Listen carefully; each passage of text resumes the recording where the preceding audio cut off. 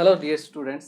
तो देखिए, last lecture में हमने अपने चैप्टर थर्मोडायनामिक्स में बात की थी अबाउट स्टेट्स ऑफ सिस्टम्स के बारे में। ठीक है, तो हमने बात की थी कि आपकी स्टेट वेरिएबल्स होते हैं जो डिफाइन करते हैं आपकी सिस्टम की स्टेट को। ठीक है, स्टेट वेरिएबल और आपके स्टेट फंक्शंस दोनों क्या होते हैं, सेम ही होते हैं। ठीक है, तो ये वो फंक्शंस होते हैं जो, या ये वो वेरिएबल्स होते हैं जो सिस्टम की स्टेट के ऊपर क्या करते हैं, उसको डिफाइन करते हैं।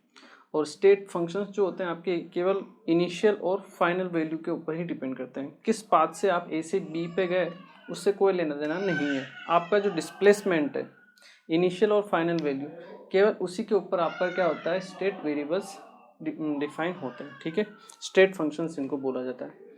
एंथैल्पी हो गया आपका, इसके अलावा एंट्रोपी हो गया, गिब्स फ्री एनर्जी हो गया, इस एंट्रोपी, ये सब क्या है आपके स्टेट वेरिएबल्स या स्टेट फंक्शंस, इनको आप बोल सकते हो। ठीक है, इसके अलावा अगर हम बात करें पाथ फंक्शंस के बारे में, हमने बात की थी। और पाथ फंक्शंस वो फंक्शंस हैं या वो वेरिएबल्स हैं जो पाथ के ऊपर डिपेंड करते हैं। ठीक है, आप किस पाथ से पहुंच रहे हो। ठीक है, और दो ही हमारे लिए इंपॉर्टेंट है जो हमारे सिलेबस में, that is heat and work. Heat और वर्क क्या होते हैं, पाथ फंक्शंस होते हैं। ठीक है, एक और चीज़ मैंने जो आपको बताई थी, दैट इज हीट और वर्क कभी भी एक्सटेंसिव और इंटेंसिव प्रॉपर्टीज़ के अंदर हम उनको काउंट नहीं करते हैं। ठीक है, अगर ए आपका स्टेट फंक्शन है, ठीक है, ए अगर आपका स्टेट फंक्शन है तो डी ए क्या होगा, change in small change in A in the value of A. ठीक है, और जब हम उसका इंटीग्रेशन करते हैं तो हमें क्या मिलता है, ओवरऑल चेंज मिलता है।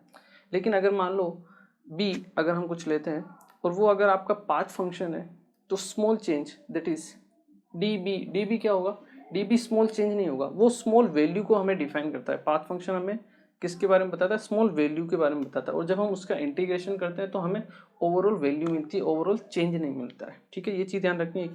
स्टेट फंक्शन में हमें ओवरऑल चेंज मिलता है, जबकि पाथ फंक्शन में हमें क्या मिलता है, ओवरऑल वैल्यू मिलती है। ठीक है, ये चीज़ है थोड़ी सी जो आपको ध्यान रखनी है, आगे भी हमारे काम में आती रहेगी, फिर से हम रिवाइज इसको करते रहेंगे। ठीक है ना।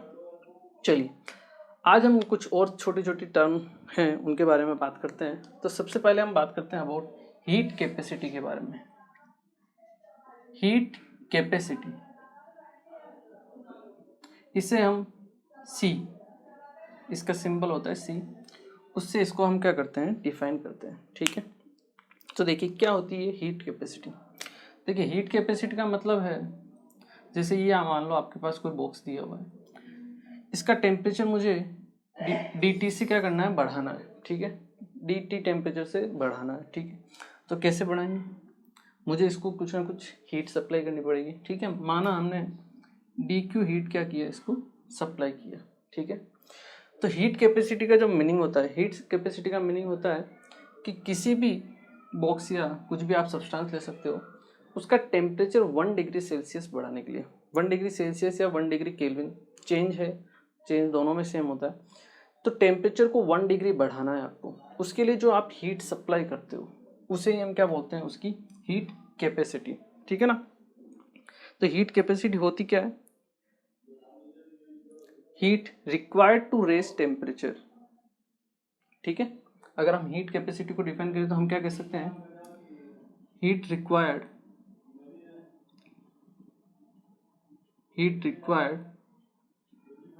To raise temperature by 1 degree of any substance. Heat required to raise temperature by 1 degree of any substance, उसे ही हम क्या बोलते हैं, आपकी हीट कैपेसिटी बोलते हैं। ठीक है, अब यहाँ से अगर हम उसका फॉर्मूला डिराइव करने की कोशिश करें तो यहाँ से हम क्या कह सकते हैं, to increase temperature by D T, heat required कितनी होगी आपके पास, डी क्यू। ठीक है, और यहीं से हम कहें to increase temperature by 1 degree, heat required क्या होगी आपके पास, D Q by D T. ठीक है, 1 डिग्री दें यहाँ डिग्री सेल्सियस हो या डिग्री केल्विन हो कोई फर्क नहीं पड़ता, 1 डिग्री से बढ़ाना है, ठीक है। हीट रिक्वायर्ड कितनी होगी, dQ/dt, और टेम्परेचर 1 डिग्री सेल्सियस बढ़ाने के लिए जो हीट रिक्वायर्ड होती है उसे हम क्या कहते हैं, आपकी हीट कैपेसिटी। मतलब हम कह सकते हैं कि C इक्वल टू क्या है आपके पास, dQ/dt। तो ये आपके पास एक फॉर्मूला आ चुका है किसके लिए, हीट कैपेसिटी के लिए। Heat capacity that is C equal to क्या होता है, dQ/dt। इसको हम एक और तरीके से डिफाइन कर सकते हैं, dQ equal to C into dt। अगर आपको हीट कैपेसिटी दी हुई है, अगर आपको हीट कैपेसिटी दी हुई है तो आप ओवरऑल हीट को क्या कर सकते हो, फाइंड आउट कर सकते हो। कैसे, dQ इक्वल टू क्या है आपके पास, C इंटू dt। अगर हम इसको इंटीग्रेट करें, ओवरऑल वैल्यू को फाइंड आउट करेंगे तो हम क्या करते हैं, इसको इंटीग्रेट करते हैं टेम्परेचर T1 से T2 के लिए, और dQ का भी इंटीग्रेशन हम करते हैं, ठीक है। अब dQ का जो इंटीग्रेशन हो, Q मैंने आपको बताया था पाथ फंक्शन होता है या स्टेट फंक्शन होता है, Q क्या होता है आपका, हीट, पाथ फंक्शन होता है, बिल्कुल करेक्ट है, ठीक है। तो जब हम पाथ फंक्शन का इंटीग्रेशन करते हैं तो हमें क्या मिलता है, उसकी ओवरऑल वैल्यू मिलती है।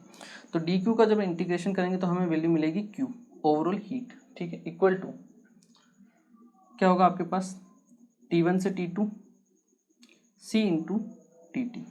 क्लियर है, इसको देखिए मैं यहाँ लिखता हूँ आगे, Q इक्वल टू आपके पास आता है integration T1 to T2 C into dt, ठीक है। अब यहाँ पर हम दो केस बना सकते हैं। एक केस तो ये बना सकते हैं कि ये जो C है that is heat capacity, it is independent of temperature, temperature से इसका कोई लेना देना नहीं है, मतलब वो कांस्टेंट है। और अगर ये कांस्टेंट है तो ये क्या हो जाएगी, इंटीग्रेशन के बाहर आ जाएगी।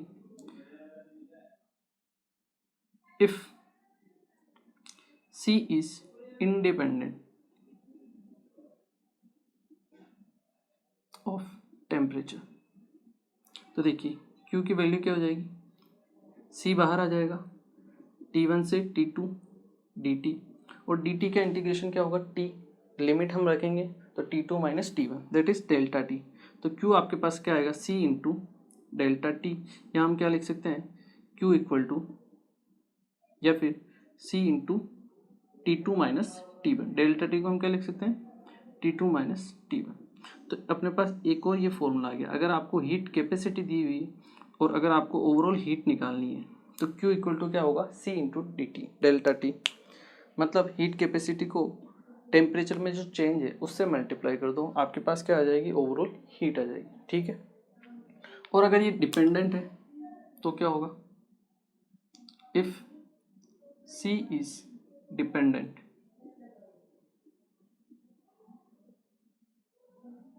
ऑफ टेम्परेचर, ठीक है। अगर ये डिपेंडेंट है टेम्परेचर पे तो क्या होगा, तो जो डिपेंडेंसी है T से वो वैल्यू रख दो, ये बाहर नहीं आएगा। फिर क्या करो, सिंपल इंटीग्रेशन ही कर दो आप, C इंटू dt, T1 से T2, ये होगा आपके पास Q की वैल्यू। फिर जो भी वैल्यू है C की टेम्परेचर से रिलेटेड उसको यहाँ रखेंगे और फिर क्या करेंगे, हम इंटीग्रेशन करेंगे। वो सब हम क्वेश्चन जब देखेंगे तब हम कर लेंगे, ठीक है। अभी देखो कोई रटने वटने वाली चीज़ें नहीं है, ठीक है। हाँ भाई ये देखा ऐसा होता है, ये फॉर्मूला देख लिया, हाँ भाई ये फॉर्मूला देख लिया, चलो ठीक है, ध्यान रखना है, क्लियर है ना। चलिए, तो ये होता है आपके पास हीट कैपेसिटी, और ये होता है आपके पास हीट कैपेसिटी का फॉर्मूला। Q इक्वल टू क्या आ जाएगा आपके पास, C into delta T, delta T means T2 minus T1, जो भी आपका टेम्परेचर में चेंज हुआ है। C है आपकी हीट कैपेसिटी, क्लियर है, C हो गई आपकी हीट कैपेसिटी, ओके। चलिए, तो ये फर्स्ट टर्म है दैट इज हीट कैपेसिटी, इसे नोट कीजिए। एक और चीज़ यहाँ, अगर हम मैं पूछूं आपको हीट कैपेसिटी एक्सटेंसिव प्रॉपर्टी है या इंटेंसिव प्रॉपर्टी, तो आप बता सकते हो। Heat capacity is an extensive property,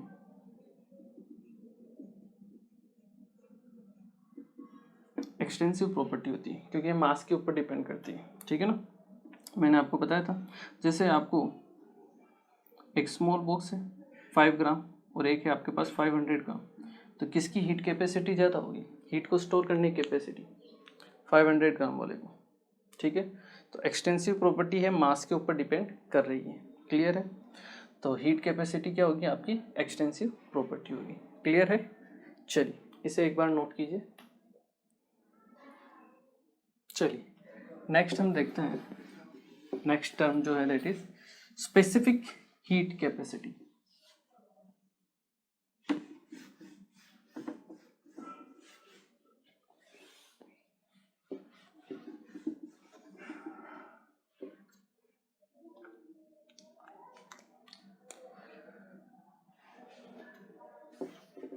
specific heat capacity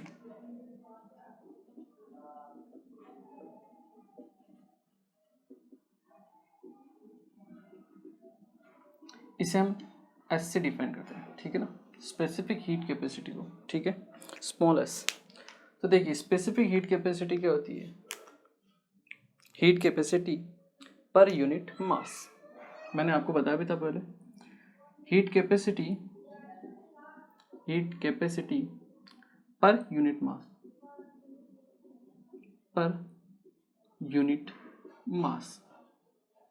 हम इसको 1 ग्राम के लिए पढ़ते हैं, ठीक है ना। 1 ग्राम का टेम्परेचर आपको 1 डिग्री सेल्सियस बढ़ाने के लिए जो हीट देनी पड़ती है उसे ही हम क्या बोलते हैं, उसकी स्पेसिफिक हीट कैपेसिटी पर मास या पर ग्राम के लिए इसको डिफाइन किया जाता है, ठीक है ना। तो अगर हम इसका फॉर्मूला देखें तो S इक्वल टू क्या होगा, C/m, heat capacity per unit mass, ठीक है। 1 ग्राम के लिए वैल्यू होती है ये, क्लियर है। यहाँ से अगर हम C की वैल्यू पुट करें, यहाँ पे C की वैल्यू क्या होती है, dQ/dt, ठीक है। और नीचे m आपका पहले से है। यहाँ से अगर हम dQ की वैल्यू डिफाइन करें, dQ क्या होगा, m into S into dt, ठीक है। इंटीग्रेशन कीजिए आप, इंटीग्रेशन करेंगे तो यहाँ dQ से वैल्यू क्या आएगी, Q m s, और यहाँ पे वैल्यू क्या आ जाएगी आपकी, डेल्टा टी, ठीक है। वो डेल्टा टी क्या होगा, T2 माइनस T1, ठीक है। तो हमारे पास एक और फॉर्मूला आ गया है, ठीक है, स्पेसिफिक हीट कैपेसिटी के लिए। अगर आपको स्पेसिफिक हीट कैपेसिटी S दी हुई है तो हमें हीट को कैसे फाइंड आउट कर सकते हैं, Q equal to m into S into delta T. मतलब आपको मास से मल्टीप्लाई करना पड़ेगा किसको, स्पेसिफिक हीट कैपेसिटी को, ठीक है, इंटू डेल्टा टी। इसके बाद एक और टर्म आता है जिसे हम बोलते हैं आपका molar heat capacity, molar heat capacity, इसको हम बोलते हैं CM, ठीक है। और ये अपने इस चैप्टर में ज़्यादा काम में आती है, ठीक है, मोलर हीट कैपेसिटी, ठीक है। तो देखिए मोलर हीट कैपेसिटी मतलब हीट कैपेसिटी ये किसके लिए डिफाइन होगी, पर यूनिट मोल के लिए डिफाइन होगी, ठीक है ना। हीट कैपेसिटी पर यूनिट मोल के लिए डिफाइन किया जाएगा, क्लियर है। यहाँ से अगर हम फॉर्मूला देखें, CM इक्वल टू क्या हो जाएगा आपके पास, heat capacity that is C पर unit mole, C divide by n क्या है, मोल, ठीक है। C की वैल्यू हम पुट करेंगे dQ/dt इंटू n आपका पहले से है। तो यहाँ से हमारे पास अगर हम dQ की वैल्यू निकालें, dQ की वैल्यू क्या आ जाएगी, n/cm इंटू dt, ठीक है। और अगर हम इसका इंटीग्रेशन करें तो हमें क्या मिलेगी, ओवरऑल वैल्यू मिलेगी हीट की, Q इक्वल टू क्या होगा, n/cm delta T, n/cm delta T. यहाँ CM क्या है आपकी, मोलर हीट कैपेसिटी है, ठीक है, और Q आपकी ओवरऑल हीट है। तो हमारे पास ये फॉर्मूला है जो हमें ज़्यादा काम में लेना है इस चैप्टर में, ठीक है। Molar heat capacity that is CM भी 2 टाइप की होती है। मोलर हीट कैपेसिटी आपको जो होती है 2 टाइप की होती है, ठीक है। इसको भी हम 2 टाइप में क्या करते हैं, क्लासीफाई करते हैं। Molar heat capacity that is CM को 2 टाइप में हम क्लासीफाई करते हैं। एक होती है आपके पास molar heat capacity at constant pressure, constant pressure पर, और इसे हम बोलते हैं आपकी सीपी। क्या बोलते हैं? सीपी। ठीक है, सीएम मतलब molar, M stand for molar. और एक होती है आपके पास molar heat capacity at constant volume, इसे हम बोलते हैं आपका सीवी। ठीक है, एक होती है आपके पास सीपी और एक होती है आपके CV.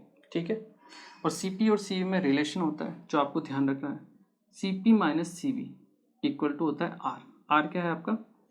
Gas constant, universal gas constant वही है।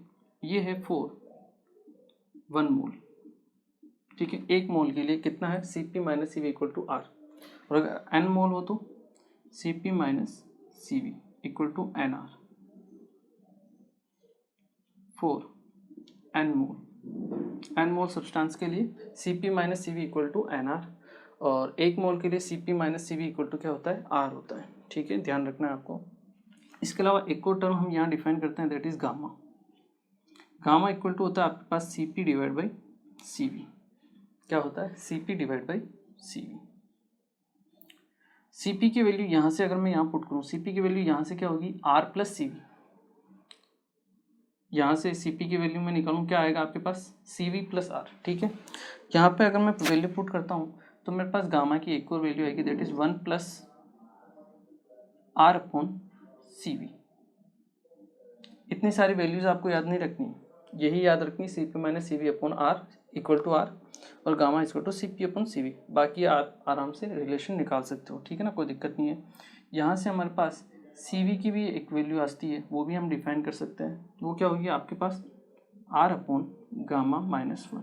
ठीक है, तो ये छोटी छोटी वैल्यूज़ हैं जो हमारे क्या है, धीरे धीरे काम में आती रहेगी। न्यूमेरिकल्स में हम इनको काम में लेते रहेंगे। क्लियर है? धीरे धीरे आपको अपने आप, जैसे जैसे हम न्यूमेरिकल करेंगे वैसे वैसे आपको अपने आप याद होती चली जाएगी। ठीक है ना, बैठ के रटने की कोई ज़रूरत नहीं है आपको। क्लियर है ना? चलिए, तो ये हुई कुछ टर्म्स आपकी मोलर हीट कैपेसिटीज। ठीक है, और यही अपने को मेनली पढ़नी है, इसको नोट कीजिए। फिर हम बात करते हैं कि कैसे हम सीपी और सीवी को कैलकुलेट करते हैं, calculation of CP and CV, उसके बारे में हम बात करते हैं। चलिए, ठीक है, तो आई होप ये आप लोगों को समझ में आया होगा। मोलर हीट कैपेसिटी अपने को ज़्यादातर पढ़ना है। सीएम, सीएम का क्या फॉर्मूला है आपके पास? मतलब अगर आपको हीट निकालनी है, ओवरऑल हीट, और सीएम दिया हुआ है, तो हीट का क्या फॉर्मूला हो जाएगा आपके पास? N CM delta T. ठीक है, और अगर यही वैल्यू आप निकाल रहे हो हीट एक्सचेंज कहाँ पर? कांस्टेंट प्रेशर पर, तो इसका क्या फॉर्मूला हो जाएगा? आप चाहो तो यहीं लिख सकते हो, heat exchange at constant pressure, वो क्या हो जाएगा? एन क्यू इक्वल टू क्या हो जाएगा? एन। सीएम की जगह क्या लिखोगे आप? CP, CP delta T. ठीक है, और अगर आपको हीट एक्सचेंज निकालना है, हीट एक्सचेंज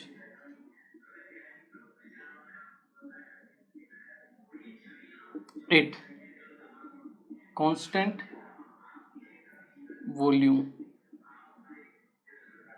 क्यू, इसकी वैल्यू क्या हो जाएगी? N CV delta T.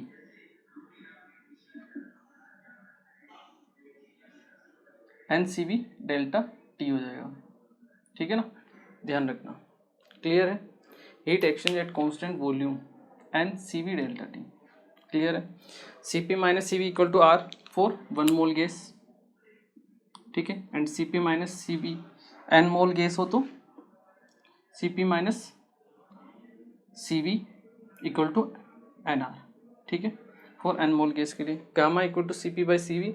Gamma की ये वैल्यू यहाँ से हम निकाल सकते हैं, सीपी की वैल्यू यहाँ से पुट करके सीवी प्लस आर, यहाँ से हम सीवी की वैल्यू फाइंड आउट कर सकते हैं। क्लियर है? अब हम बात करते हैं कि हम सीपी और सीवी की वैल्यू कैसे कैलकुलेट कर सकते हैं। ठीक है ना, चलिए calculation of CP and CV. I hope ये आप लोगों ने नोट कर लिया होगा, नोट नहीं किया है तो वीडियो को पॉज करके एक बार नोट कीजिए। कर लिए?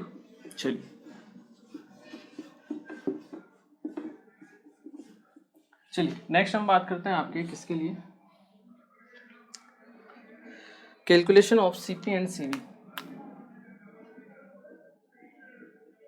Calculation of CP and CV. CP and CV की कैलकुलेशन हम कैसे करते हैं, ठीक है। तो इसके लिए सबसे पहले आपको डिफाइन करना पड़ेगा डिग्री ऑफ फ्रीडम। सीपी और सीवी को कैलकुलेट करने के लिए हमें डिफाइन करना पड़ता है डिग्री ऑफ फ्रीडम, जिसे हम स्मॉल एफ से क्या करते हैं, डिफाइन करते हैं, ठीक है। डिग्री ऑफ फ्रीडम क्या होता है? डिग्री ऑफ फ्रीडम वो इंडिपेंडेंट वेज होते हैं या तरीके होते हैं जिनसे आपका जो भी मॉलिक्यूल है वो क्या कर सकता है, एनर्जी को ट्रांसफ़र कर सकता है, ठीक है, या फिर एनर्जी का एक्सचेंज कर सकता है। These are the independent ways through which a molecule can exchange heat. क्या कर सकता है वो? हीट को एक्सचेंज कर सकता है, ठीक है। कोई भी सिस्टम हो वो एक्सचेंज कर सकता है, ठीक है। उसे हम क्या बोलेंगे, उसकी डिग्री ऑफ फ्रीडम बोलेंगे, ठीक है। These are the independent ways, these are the independent ways through which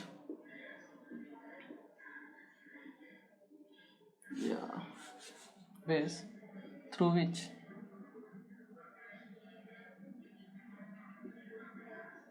a system can exchange energy. एक सिस्टम एनर्जी को क्या कर सकता है, एक्सचेंज कर सकता है। वो कितने तरीके हैं, ठीक है ना।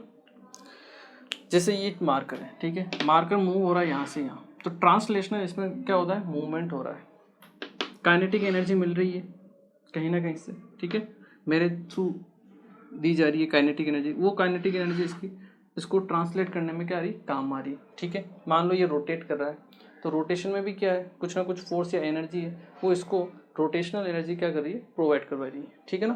तो these are the independent ways through which a system can exchange energy, ठीक है। अब ये होती कितने टाइप की, उसके बारे में हम बात करते हैं। तो डिग्री ऑफ फ्रीडम जो होती है आपके, वो 3 टाइप की होती है, ठीक है। डिग्री ऑफ फ्रीडम जिसे हम बोलते हैं एफ, ये आपके पास 3 टाइप की होती हैं। एक होती है आपके पास ट्रांसलेशनल,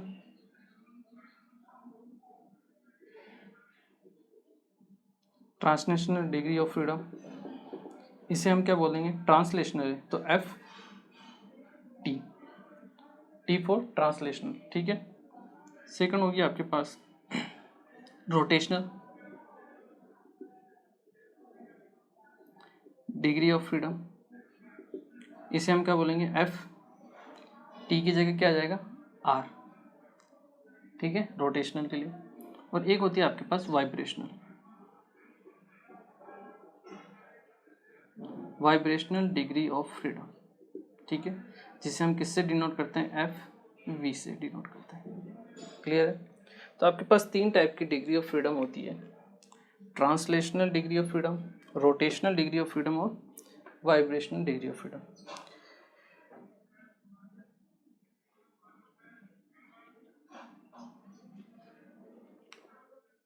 यहाँ अगर हम देखें vibrational degree of freedom F V, ठीक है, ये जो होती है इसको हम कंसिडर नहीं करते हैं जनरल, ठीक है ना, एक्टिव नहीं मानते हैं इसको, ठीक है।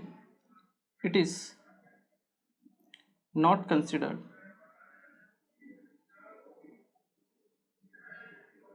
To be active at low temperature.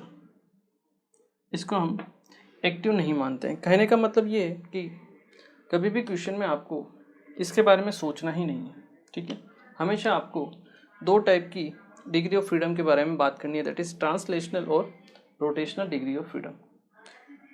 इसके पूछे जाने के चांसेस 0.001% होते हैं कि ये अभी इसके बारे में आपको पूछेगा क्वेश्चन में, ठीक है ना, अदरवाइज पूछा नहीं जाता है, ठीक है ना। इसलिए इसको अपने को ध्यान भी नहीं रखना। अपने को दो चीज़ों के बारे में ध्यान रखनी है, that is translational degree of freedom और आपकी रोटेशनल डिग्री ऑफ फ्रीडम की वो क्या होती है और उन्हें हम कैसे कैलकुलेट करते हैं, ठीक है ना। तो देखिए, अगर हम बात करें किसी भी मोनो एटॉमिक, डाई एटॉमिक या ट्राई एटॉमिक गैस के लिए, तो सबसे पहले हम बात करते हैं for mono atomic gas. For mono atomic gas, अगर मोनो एटॉमिक गैस के लिए हमें Cp और Cv की वैल्यू को डिफाइन करना है तो हम कैसे डिफाइन कर सकते हैं, ठीक है। Cv का जब का फॉर्मूला होता है, फिर Cv जो हम कैलकुलेट करते हैं that is F into R/2, ठीक है। F R/2 से हम क्या करते हैं, कैलकुलेट करते हैं Cp को, और Cp का जो फॉर्मूला होता है Cp minus Cv equal to क्या होता है, R होता है। तो Cp इक्वल टू क्या हो जाएगा आपके पास, Cv प्लस R, ठीक है। तो हमें F कैलकुलेट करना रहता है, डिग्री ऑफ फ्रीडम, हाँ डिग्री ऑफ फ्रीडम आपको कैलकुलेट करनी रहेगी टोटल, जिसमें ट्रांसलेशनल और रोटेशनल दोनों इंक्लूड होगी, वाइब्रेशनल को हम इंक्लूड नहीं करेंगे, क्लियर है।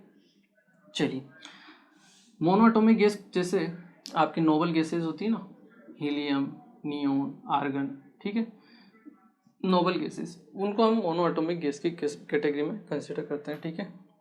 जैसे N2 है, O2 है, H2 है, ये आपके डाईएटॉमिक जिसमें 2 एटम होते हैं, ठीक है। मोनोएटॉमिक में आपके पास एक ही एटम रहेगा, क्लियर है। चलिए, हम फाइंड आउट करते हैं वैल्यू किसके लिए, ट्रांसलेशनल डिग्री ऑफ फ्रीडम के लिए। अगर हम बात करें ट्रांसलेशनल डिग्री ऑफ फ्रीडम, ठीक है, FT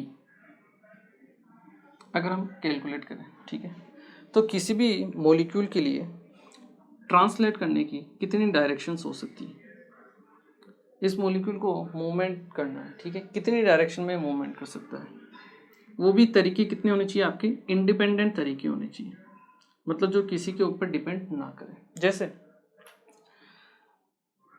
X, Y और Z में इस तरफ मान लेता हूँ, ठीक है। तो किसी भी मॉलिक्यूल के इंडिपेंडेंटली मूव करने के जो तरीके हैं वो 3 ही तरीके हैं, वो 3 एक्सिस के थ्रू ही क्या कर सकता है, मूवमेंट कर सकता है। जैसे इस तरफ मूव कर रहा है मतलब X डायरेक्शन में मूव कर रहा है, इस तरफ मूव कर रहा है मतलब Y डायरेक्शन में, और इस तरफ मूव कर रहा है मतलब Z डायरेक्शन में मूव कर रहा है। ये 3 ही इंडिपेंडेंट तरीके हैं जिसके जरिए वो मूव कर सकता है। अगर आप सोचो कि ये इस डायरेक्शन में मूव करे, ठीक है, कर लेगा, लेकिन यहाँ पे इसका जो मूवमेंट है वो डिपेंड करेगा 2 एक्सिस पे, X पे भी और Y पे भी, ठीक है। और हमने बात क्या की है, these are the independent ways, जो किसके ऊपर डिपेंड ना करे। यहाँ पे X के ऊपर भी डिपेंड कर रहा है और Y के ऊपर, तो 2 के ऊपर डिपेंड कर रहा है नहीं, इंडिपेंडेंट। जैसे X में मूव कर रहा है तो X पर ही डिपेंड कर रहा है और किसी के ऊपर डिपेंड नहीं कर रहा है, ठीक है। तो हम बीच में से कहीं से मूवमेंट कंसिडर नहीं करेंगे, इसके पास केवल और केवल 3 ही तरीके हैं मूवमेंट करने के लिए, ठीक है। तो इसके लिए डिग्री ऑफ फ्रीडम FT, उसकी वैल्यू कितनी होगी, 3, 0 नहीं होगी, 3 होगी, ठीक है। मोनो एटॉमिक की बात कर रहे हैं, ठीक है ना, एक ही एटम है अपने पास, उसके लिए ट्रांसलेशनल डिग्री ऑफ फ्रीडम कितनी हो जाएगी, 3 हो जाएगी। इसके बाद अगर हम बात करें rotational degree of freedom, rotational degree of freedom that is FR। तो देखिए, रोटेशनल मतलब रोटेशन होना चाहिए मॉलिक्यूल का, ठीक है। जैसे ये ये जो आपका मॉलिक्यूल है, ठीक है, और ये क्या है, इसकी एक्सिस है। अब देखिए, ये अपनी इस एक्सिस के अबाउट तो क्या कर सकता है, मूव कर सकता है, या तो क्लॉकवाइज या फिर आपके एंटी क्लॉकवाइज, पहली बात तो ये, ठीक है। लेकिन अगर ये मॉलिक्यूल अपनी ही एक्सिस के अराउंड घूम रहा है तो इसको हम रोटेशन नहीं बोल सकते। जैसे ये मार्कर है, ये अपनी एक्सिस के अबाउट ही घूम रहा है, इसको हम रोटेशन नहीं बोलेंगे, इसको हम क्या बोलेंगे, स्पिन बोलेंगे। क्या बोलेंगे, स्पिन, कि ये अपनी एक्सिस के अबाउट क्या कर रहा है, स्पिन कर रहा है। जैसे अर्थ जो है अपनी ही एक्सिस के अबाउट क्या करती है, स्पिन करती है, रोटेट नहीं करती। रोटेट तो वो सूरज के चारों तरफ करती है, एक्सटर्नल एक्सिस से क्या करती है, रोटेट करती है सूरज के चारों तरफ, और अपनी ही एक्सिस पर क्या करती है, वो स्पिन करती है, ठीक है। तो यहाँ पर जो मॉलिक्यूल है वो अपनी ही एक्सिस पर क्या कर सकता है, स्पिन कर सकता है, घूम सकता है, ठीक है, किसी के चारों तरफ रोटेट नहीं हो सकता है। इसलिए यहाँ पर स्पिन डिग्री ऑफ फ्रीडम पूछा जाए तो वो 1 हो जाएगी आपकी, कि हाँ वो आपकी एक्सिस के अकॉर्डिंग घूम रहा है। लेकिन अगर हम बात करें रोटेशनल डिग्री ऑफ एक्सिस की, क्योंकि ये रोटेट नहीं कर रहा है, इसीलिए हम यहाँ पर रोटेशनल डिग्री ऑफ फ्रीडम को क्या कंसिडर कर रहे हैं, 0 कंसिडर करते हैं। ठीक है, this is spin, this is spin, not rotation, not rotation. ठीक है, तो रोटेशन नहीं है, इसलिए हम रोटेशनल डिग्री ऑफ फ्रीडम को क्या कंसिडर कर रहे हैं, 0 consider. Rotational degree of freedom मतलब किसी के अबाउट रोटेट करना, अपनी ही एक्सिस पे रोटेट नहीं करना, किसी के अबाउट रोटेट करना। अब एक ही मॉलिक्यूल है तो अपनी एक्सिस पर रोटेट करेगा, और तो कुछ है नहीं, दूसरा मॉलिक्यूल होता तो हाँ भाई रोटेट करता उसके अबाउट, एक्सिस के अबाउट, लेकिन यहाँ पर तो एक ही एटम है। ठीक है, मोनो एटॉमिक की बात करें, इसलिए यहाँ पर स्पिन होगा, रोटेशन नहीं होगा, और रोटेशन नहीं होगा तो यहाँ हम रोटेशनल डिग्री ऑफ फ्रीडम को कितना कंसिडर करेंगे, 0 कंसिडर करेंगे। क्लियर है, चलिए ध्यान रखनी है ये चीज़। अब अपने पास FT आ गई, FR आ गई, यहाँ से हम टोटल डिग्री ऑफ फ्रीडम निकाल सकते हैं, वो क्या होगी, इन तीनों के सम के बराबर होती है। इसको तो हम ऑलरेडी नेग्लेक्ट कर चुके हैं, कंसिडर नहीं करते हैं, तो इन दोनों का एडिशन। ठीक है, इसको एक बार आप नोट कर लीजिए, इस तरफ वाले पार्ट को किया आपने। चलिए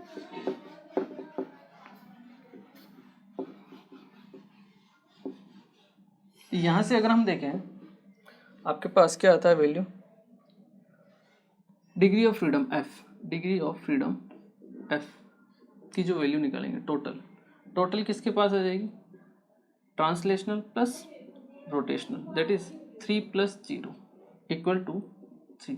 तो आपके पास F की वैल्यू आ गई 3। क्लियर, और अगर आपके पास F की वैल्यू 3 आ गई तो आप CV की वैल्यू और CP की वैल्यू डिफाइन कर सकते हो। CV इक्वल टू क्या हो जाएगा, 3R/2। सेम इसी तरह से CP क्या हो जाएगा, CV + R, that is 3R/2 + R। तो CP यहाँ से हो जाएगा आपके पास 5R/2। ठीक है, और गामा की वैल्यू हम कैसे डिफाइन करते हैं, CP/CV। तो यहाँ से CP/CV करेंगे तो गामा की वैल्यू क्या आएगी आपके पास, 5/3, दैट इज कितनी आएगी, अराउंड 1.67 के आसपास आएगी। क्लियर है, तो इस तरह से हम किसी भी मोनो एटॉमिक गैस के लिए CP और CV और गामा की वैल्यू को क्या कर सकते हैं, डिफाइन कर सकते हैं, आइडेंटिफाई कर सकते हैं। ठीक है, टेंशन मत लेना, ये चीज़ें आपकी बार बार रिपीट होती जाएगी इस चैप्टर में। ठीक है ना, तो अपने आप आपको याद होती चली जाएगी, आपको कुछ भी एफर्ट डालने की जरूरत नहीं। हाँ बस डेली जो पढ़ा है उसको एक बार देख लो, समझ लो, ऐसा नहीं कि भाई हाथ ही नहीं लगाना है, थोड़ा एफर्ट डालना पड़ेगा, थोड़ा ध्यान रखना पड़ेगा। ठीक है, बाकी अपने आप आपके जैसे जैसे रिपीट होती जाएगी आपको अपने आप याद होती चली जाएगी। क्लियर है, तो ये बात थी किसके लिए, मोनो एटॉमिक केस के लिए, कि कैसे हम CP और CV की वैल्यू को फाइंड आउट करते हैं। ठीक है, ये फॉर्मूला है, ध्यान रखना पड़ेगा आपको, CV इक्वल टू FR/2। ठीक है, जहाँ F क्या है, आपकी डिग्री ऑफ फ्रीडम है टोटल। क्लियर है, ट्रांसलेशनल कितनी होती है, 3, रोटेशनल होती है 0, वाइब्रेशनल को हम कंसिडर नहीं करते हैं, एक्टिव नहीं मानते हैं। ठीक है, चलिए इसे एक बार आप नोट कर लीजिए। ओके स्टूडेंट्स, तो देखिए आज के लेक्चर में हमने basically heat capacity, specific heat capacity के बारे में बात की और मोलर हीट कैपेसिटी के बारे में बात की। मोलर हीट कैपेसिटी अपने इस चैप्टर में काम में आएगी, 2 टाइप की होती है, NCV∆T और NCP और NCV∆T। ठीक है, CP किसके लिए होगी, जहाँ पे कांस्टेंट प्रेशर होगा, हीट एक्सचेंज। ठीक है, और CV जहाँ पर कांस्टेंट क्या हो, वॉल्यूम हो। ठीक है, ये चीज़ें जो आपको ध्यान रखनी है, दोनों ही क्या है, हीट की वैल्यू है Q। और उसके बाद हमने क्या कैलकुलेट किया, उसके बाद हमने कैलकुलेट किया CP और CV की वैल्यू हम कैसे कैलकुलेट करते हैं। उसके लिए हमने डिफाइन किया डिग्री ऑफ फ्रीडम को। डिग्री ऑफ फ्रीडम हम कैसे कैलकुलेट करते हैं, रोटेशनल, ट्रांसलेशनल पर वाइब्रेशनल। वाइब्रेशनल को हम एक्टिव नहीं मानते हैं, बाकी जो 2 है आपके पास उसी से हमें काम चलाना है। ठीक है, और वो हम कैसे कैलकुलेट करते हैं, किसी भी मोनो एटॉमिक गैस, मतलब हीलियम, नियॉन, आर्गन, इस टाइप की आपकी गैसेस दी हुई है। ठीक है, तो उनके लिए हम कैसे degree of freedom CV, CP और गामा की वैल्यू को डिफाइन करते हैं, ये हमने देखा है। क्लियर है, चलिए आज के लेक्चर को हम यहीं फिनिश करते हैं। नेक्स्ट लेक्चर में हम बात करेंगे मोनो एटॉमिक, तो अभी हो गया डाई एटॉमिक, ट्राई एटॉमिक और पॉली एटॉमिक गैसों के लिए हम कैसे CP, CV और गामा को डिफाइन करते हैं। क्लियर है, तब तक आप इसकी थोड़ी सी प्रैक्टिस कर लीजिए। क्लियर, तो मिलते हैं फिर अपने नेक्स्ट लेक्चर में। Thank you very much.